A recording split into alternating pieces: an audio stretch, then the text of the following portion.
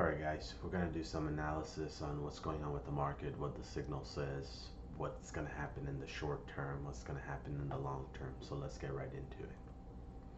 Alright, so let's start off with Bitcoin. As you can see, Bitcoin is ranging within this range right here. Let me move this over. So it's ranging in this support and resistance line. So it needs to break 97,724 so it can make the next move up. If it gets rejected, then it'll come back down and retest 96.2. Alright, let's turn on Luxalgo and let's get into the oscillator, and let's start from the 1-day chart. So as you can see, the money flow is going up. It has a turning point. It didn't get a reversal signal here yet, so it's going up, but it can easily turn back around. So that's based on the day chart. Let's look at the 12-hour chart. 12-hour chart has a reversal, but the money flow hasn't come positive. There is a turning point. It's running into some resistance. Let's look at the 8-hour chart. The money flow is looking good. It has a turning point. It has a reversal. So the 8-hour looks good. If I zoom out, you can see 8-hour already has hit its target, which is the red smart trail. So 8-hour already accomplished what it wanted to do. So let's look at the 4 hours. 4-hour already got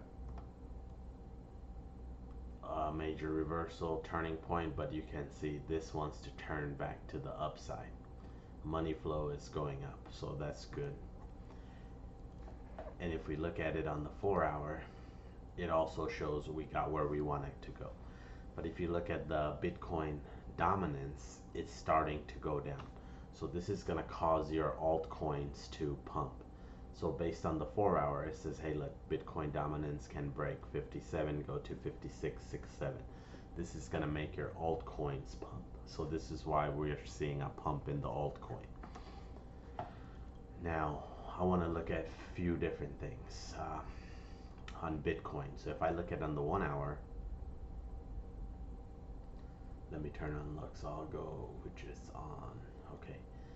So as you can see, based on we did have a sell signal, which would have brought us down to 94.5, but it already turned into a buy signal, which will get confirmed in 15 minutes.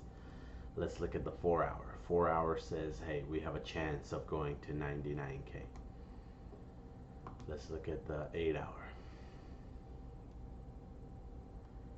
8-hour still is under the sell signal. Until we break that 97.8 and pump up, the 8-hour is not going to get a buy signal. Let's look at the 12-hour. 12-hour, we already came down. We haven't got a buy signal on that. Let's look at the 1-day.